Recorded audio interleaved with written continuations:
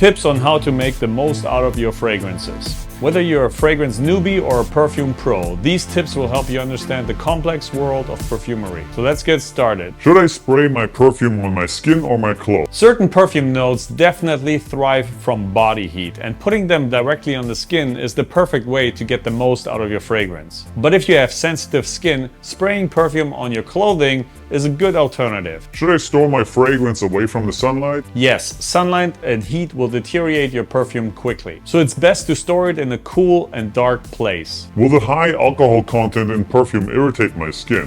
Alcohol can be an irritant, but this is not very common. In order to minimize the irritation, scenting clothes is a good alternative, as I mentioned before. Why does a perfume smell different on myself compared to other people? Being individuals, the makeup of our skin varies from person to person, and this can have an effect on how the fragrance smells. And it has to do with our pH level on our skin and the bacteria that are living among us and on top of us.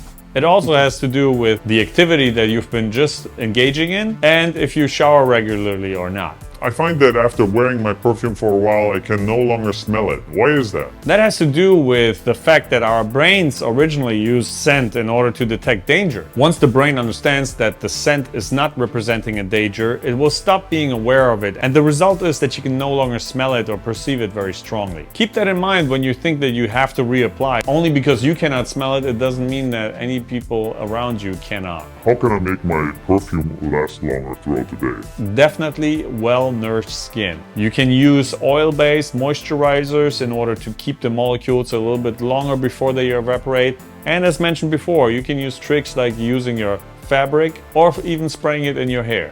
Now hit that like button, subscribe, and share your tips on how to make the most out of your fragrances.